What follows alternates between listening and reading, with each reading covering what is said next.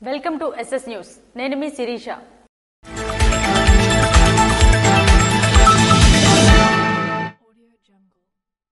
బడివానిపేట గ్రామ పంచాయతీకి చెందిన మాజీ సర్పంచ్ పలు రకాల సమస్యలపై ఎమ్మెల్యే అన్నియార్ని కలిసి వినతిపత్రం అందించారు. అమరావతి క్యాంప్ ఆఫీసులో బడివానిపేట గ్రామ పంచాయతీకి చెందిన మాజీ సర్పంచ్ వారధి ఎర్రయ్య పలు రకాల సమస్యలపై ఎమ్మెల్యే అన్నియార్కు వినతిపత్రం అందించారు. బడివానిపేట గ్రామ ఎంపీయూపీ స్కూల్ పాఠశాల శిథిల వ్యవస్థలో ఉండడం వలన విద్యార్థులు ఇబ్బందులు పడుతున్నారని, పాఠశాల భవనాలు నిర్మాణంకు నిధులు కేటాయించాలని, అలాగే విద్యుత్ సమస్య గ్రామంలో ఎక్కువగా ఉందని, విద్యుత్ వైర్లు, ట్రాన్స్ఫార్మర్లు, విద్యుత్ స్తంభాలు మంజూరు చేయాలని మరియు ఇంటి స్థలాలు నిర్మాణంకు గ్రామ కంఠం కేటాయించాలని వినతి పత్రంలో తెలియజేయడం జరిగింది. వెంటనే సంబంధిత అధికారులతో ఫోన్లో మాట్లాడి తక్షణమే సమస్యలు పరిష్కారం చేయాలని ఎమ్మెల్యే ఎన్ఈఆర్ అధికారులను ఆదేశించారు. రాష్ట్రంలోనే అత్యంత అరుదుగా నిర్వహించే క్యాన్సర్ స్క్రీనింగ్ క్యాంపును రణస్థలం సర్పంచ్ ఆధ్వర్యంలో ఏర్పాటు చేశారు.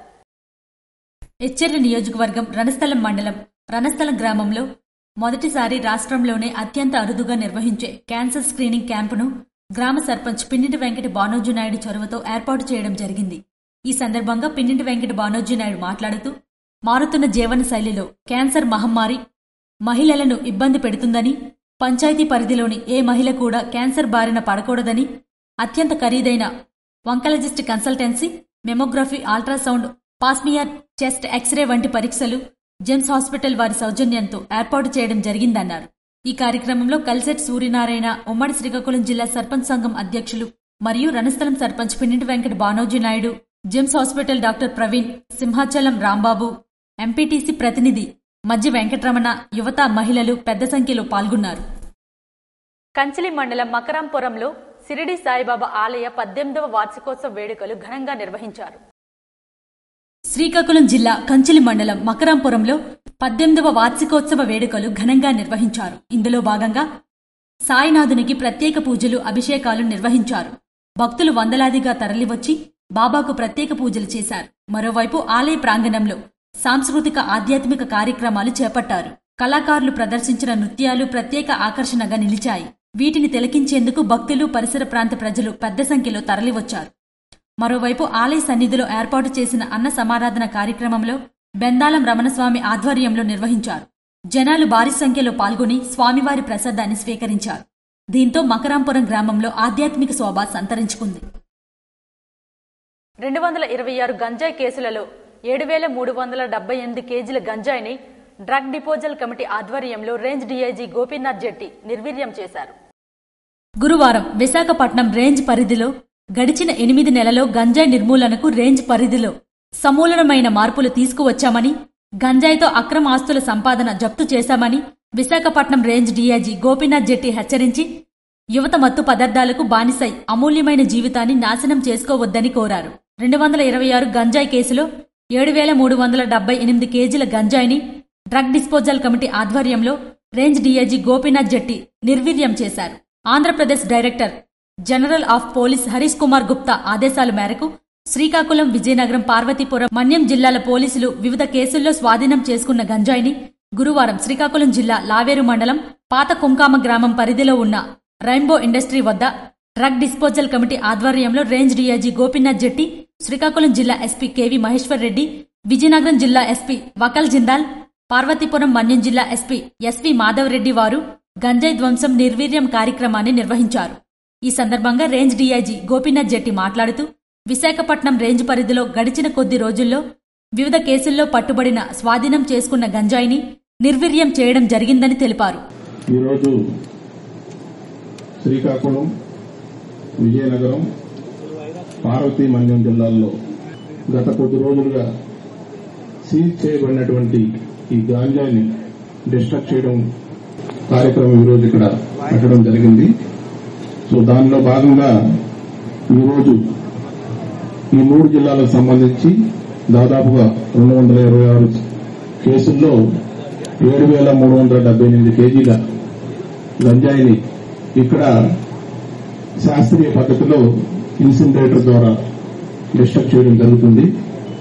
ఇందులో భాగంగా శ్రీకాకుళం, విజయనగరం, పార్వతీపురం, మన్యం జిల్లాలో మొత్తానికి 226 కేసుల్లో 7,378 కేజీల గంజాయిని శాస్త్రీయ పద్ధతిలో నిర్వీర్యం చేస్తున్నామని తెలిపారు.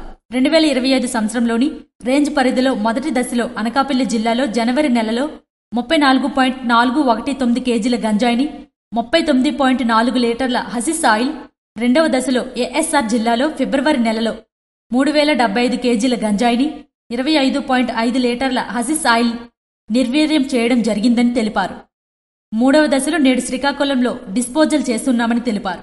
డ్రోన్ కెమెరాల నిఘా ఏర్పాటు చేసి 327 గ్రామాల్లో 90 ఎకరాలు గంజాయి సాగుని గుర్తించి నిర్వీర్యం చేయడం జరిగిందని, ఇలాంటి గంజాయి సాగుకి పాల్పడిన వారిపై చట్ట ప్రకారం కఠిన చర్యలు తీసుకుంటామని తెలిపారు. రాష్ట్ర ప్రభుత్వం ఇచ్చినటువంటి 100 రోజుల ప్రణాళికల్లో భాగంగా మొదటగా గంజాయి ఎక్కడైతే మనకి ఎక్కువగా పండిస్తారో ఏఎస్ఆర్ జిల్లాలో ఉన్నటువంటి 11 మండలాలు, దానికి బోర్డర్లో ఉన్నటువంటి ఒడిశా ప్రాంతాలు, ఆ ప్రాంతాల నుంచి గంజాయి మన ప్రాంతంలోకి ఎక్కువగా వస్తుంది కాబట్టి ఈ బోర్డర్లో 24 చెక్ పోస్టులు ఏర్పాటు చేయడం జరిగింది. దాంతోపాటు ఈ పంట పండించడం అనేటువంటిది పూర్తిగా అరికట్టాలి కాబట్టి పోయిన సంవత్సరం జూలై, ఆగస్టు నెలల్లో సోయింగ్ సీజన్ ఉండడం వల్ల ఆ టైంలో రైతులకు ప్రత్యామ్నాయ పంటలు ఏర్పాటు చేస్తే ఈ గంజాయి సాగు వైపు చూపనేటువంటి. ఈ కార్యక్రమంలో పార్వతీపురం మన్యం జిల్లా ఎస్పీ అంకితా సోరణ, విజయనగరం జిల్లా అదనపు ఎస్పీ సౌమ్యలత, శ్రీకాకుళం జిల్లా SP KV Maheshwar Reddy, P Srinivasarao, డీఎస్పీలు, ఇతర పోలీస్ అధికారులు పాల్గొన్నారు. గార మండలం సమస్యలపై ముఖ్యమంత్రిని ఎమ్మెల్యే గొండుశంకర్ కలిసి వినతిపత్రం అందించారు. గార మండలం కళింగపట్నం ప్యాసింజర్ జెట్టి క్రింద ఎంపిక జరిగి కేంద్రం నుండి 2016లో గుర్తించి కేంద్రం నుండి 10 కోట్ల రూపాయలు మంజూరు చేస్తే గత వైఎస్సార్ ప్రభుత్వం ఒక్క పైసా కూడా ఖర్చు చేయకుండా కాలయాపన చేసిందని శ్రీకాకుళం నియోజకవర్గ శాసనసభ్యులు గొండుశంకర్ ముఖ్యమంత్రి నారా చంద్రబాబు నాయుడు దృష్టికి తీసుకువెళ్లారు. దీనికి సంబంధించి డీపీఆర్ ఇచ్చి కేంద్రానికి సిఫార్సు లేఖ రాయవలసిందిగా ముఖ్యమంత్రిని గొండుశంకర్ కోరారు. వెంటనే చంద్రబాబు నాయుడు స్పందించి సిఎస్ఆర్ రవిచంద్రకు అప్పగించి ఈ విషయంపై కేంద్రానికి లేఖ రాయమని ఆదేశించారు. ముఖ్యమంత్రి సానుకూలంగా స్పందించడంతో గొండుశంకర్ ముఖ్యమంత్రికి కృతజ్ఞతలు తెలిపారు. గిరిజన ఉత్పత్తులను రాష్ట్ర ప్రభుత్వం జీసీసీ ద్వారా ఎందుకు కొనుగోలు చేయడం లేదని సిపిఎం పార్టీ జిల్లా కార్యదర్శి డి గోవిందరావు ప్రభుత్వాన్ని డిమాండ్ చేశారు. గిరిజన ఉత్పత్తులని రాష్ట్ర ప్రభుత్వం జీసీసీ ద్వారా ఎందుకు కొనుగోలు చేయడం లేదని సిపిఎం పార్టీ జిల్లా కార్యదర్శి డి గోవిందరావు, జిల్లా కమిటీ సభ్యులు సిర్ల ప్రసాదు, గిరిజన సంఘం జిల్లా కార్యదర్శి నిమ్మక అప్పన్న రాష్ట్ర ప్రభుత్వాన్ని ప్రశ్నించారు. బుధవారం కొత్తూరు మండలం ఇరపాడుగూడ, కొత్తగూడ, గొట్టుపల్లి తదితర గ్రామాల్లో ప్రజా చైతన్య యాత్ర నిర్వహించారు. ఈ సందర్భంగా సిపిఎం జిల్లా కార్యదర్శి డి గోవిందరావు మాట్లాడుతూ రాష్ట్ర ప్రభుత్వం జీసీసీ ఫారెస్ట్ డిపార్ట్మెంట్ మధ్య గిరిజన ఉత్పత్తులు 21 రకాల ఉత్పత్తులను 2027 వరకు కొనుగోలు చేస్తామని అగ్రిమెంట్ చేసి కొనుగోలు చేయకపోవడంతో గిరిజనులు తీవ్ర దోపిడీకి గురవుతున్నారని ఆరోపించారు. గిరిజన ఉత్పత్తులను బయట వర్తకులు కొంటే ఫారెస్ట్ డిపార్ట్మెంట్ ఫ్లైలేయడంతో గిరిజన ఉత్పత్తులు గిట్టుబాటు ధర లేక తీవ్ర అన్యాయం గురవుతున్నారని ఆవేదన వ్యక్తం చేశారు. గిరిజన జీసీసీ మరియు ఫారెస్టర్లు 2022 నుంచి 2027 వరకు 21 గిరిజన ఉత్పత్తులు కొంటామని చెప్పి అగ్రిమెంట్ చేసి ఈ రోజు గిరిజన ఉత్పత్తులు ఏవి కూడా జీసీసీ కొనడం లేదు. దీనివల్ల గిరిజనులు తీవ్ర అన్యాయానికి గురవుతారు. వెంటనే జీసీసీ ఏవైతే 21 వస్తువులు అవి కొనుగోలు చేయాలని చెప్పి డిమాండ్ చేస్తున్నాం. జీడిపిక్కల 80 కేజీల బస్తాలకు 16,000 రూపాయలు చెల్లించి రాష్ట్ర ప్రభుత్వం జీసీసీ ద్వారా మరియు ఆర్బీకేల ద్వారా కొనుగోలు చేయాలని డిమాండ్ చేశారు. రాష్ట్ర ప్రభుత్వం ఎన్నికల ముందు ఇచ్చిన హామీలను తొంగలో తొక్కిందని ఆరోపించారు. జిల్లాలో షెడ్యూల్ ఏరియాతో కూడిన ఐటీడీఏని ఏర్పాటు చేయాలని కోరుతూ మార్చి 25వ తేదీన చలో కలెక్టరేట్ జయప్రదం చేయాలని పిలుపునిచ్చారు. గిరిజన గ్రామాల్లో విద్య, వైద్యం, మంచినీటి సౌకర్యం, రోడ్ల సౌకర్యం కల్పించాలని వారు ప్రభుత్వాన్ని డిమాండ్ చేశారు. జీవో నెంబర్ 3 అమలు చేయాలని డిమాండ్ చేశారు. ఈ కార్యక్రమంలో గిరిజన సంఘం నాయకులు రామారావు, మొగలింగం, కృష్ణ, రమణ, మోహన్, దుర్గారావు తదితరులు పాల్గొన్నారు. ఎలక్ట్రిఫికేషన్ మున్సిపల్ ఇంటి పన్నులు రెగ్యులర్ చేయాలని శాసనసభలో శ్రీకాకుళం ఎమ్మెల్యే గుండుశంకర్ విన్నవించారు. శ్రీకాకుళం పట్టణంలో 1976 సంవత్సరం నుండి 1995 సంవత్సరం వరకు 50 సంవత్సరాల తరువాత ఎలక్ట్రిఫికేషన్ జరిగిందని 1998లో సీసీ రోడ్డు నిర్మాణం జరిగిందని గురువారం శాసనసభలో శ్రీకాకుళం నియోజకవర్గ శాసనసభ్యులు గొండుశంకర్ తెలిపారు. పట్టణంలో సుమారు 1500 కుటుంబాలు ఎలక్ట్రికల్ ఇంటి పన్ను కడుతున్నారని వారికి రెగ్యులర్ చేయాలని తెలిపారు. 1975 నుండి దాదాపు 50 సంవత్సరాలు అయింది అధ్యక్ష. దానికి 95 సంవత్సరంలో ఎలక్ట్రిఫికేషన్ ఇచ్చాం అధ్యక్ష. 98లో సీసీ రోడ్లన్నీ ఇవ్వడం జరిగింది అధ్యక్ష. దానికి మున్సిపల్ హౌస్ ట్యాక్సులు, ఎలక్ట్రిసిటీ బిల్స్ అన్ని కడుతున్నారు అధ్యక్ష. దానికి మొన్న జీవో నెంబర్ 30 29/1/25 ఇవ్వడం జరిగింది. వాటిని రెగ్యులర్ చేయవలసిందిగా కోరుచున్నాం అధ్యక్ష. అది కంపోస్ట్ కాలనీలో 200 కుటుంబాలు ఉన్నాయని వారికి రెగ్యులర్ చేయాలని 349, 46, 48, 55, 56, 358/1లో మున్సిపల్ రికార్డులో గోర్జుదారీగా ఉందని దాన్ని రెగ్యులర్ చేయాలని జీవో నెంబర్ 30 తారీఖు 29/1/2025 ప్రకారం రెగ్యులర్ చేయాలని తెలిపారు.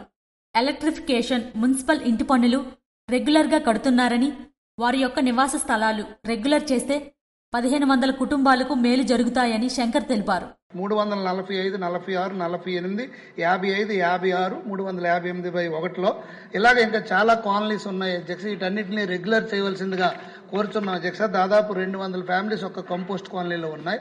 శ్రీకాకుళం మొత్తంలో 5-6 ప్లేసుల్లో ఇలా ఉన్నాయి అధ్యక్ష. దాన్ని రెగ్యులర్ చేస్తే దాదాపు 1500 ఫ్యామిలీస్ కి ఉపయోగపడుతుందని మీ ద్వారా గౌరవ రెవెన్యూ మంత్రి గారు తెలియజేస్తున్నారు. శాసనసభ సమయం వృధా చేయకుండా తక్కువ సమయంలో ఎక్కువ సమాచారాన్ని సభ ముందు ఉంచినందుకు గొండుశంకర్ను స్పీకర్ అభినందించారు. అగ్ని ప్రమాద బాధితులను ఎచ్చెర్ల జనసేన పార్టీ ఇన్ఛార్జ్ విశ్వక్షేణ్ పరామర్శించారు. బుధవారం ఎచ్చెర్ల నియోజకవర్గం జీసీగడం మండలంలోని దేవరవలసలో జరిగిన అగ్ని ప్రమాదం గురించి తెలుసుకుని బాధితులను పరామర్శించిన ఎచ్చెర్ల నియోజకవర్గ జనసేన పార్టీ ఇన్ఛార్జ్ విశ్వక్షేణ్ బాధితులకు ధైర్యం చెప్పి ప్రభుత్వం నుండి వారికి సహాయ సహకారాలు అందేలా ఎమ్మెల్యేతో మాట్లాడతానని హామీ ఇచ్చారు. వారితో పాటు శ్రీకాకుళం జిల్లా జనసేన పార్టీ ఉపాధ్యక్షులు అర్జున్ భూపతి, కార్యదర్శి పైడిరాజు మరియు మండల జనసేన పార్టీ సీనియర్ నాయకులు పొగిరి అప్పలనాయుడు తదితరులు పాల్గొన్నారు. ఇవి ఈనాటి వార్తలు. మరిన్ని వార్తలతో మళ్లీ కలుద్దాం. చూస్తూనే ఉండండి SS న్యూస్.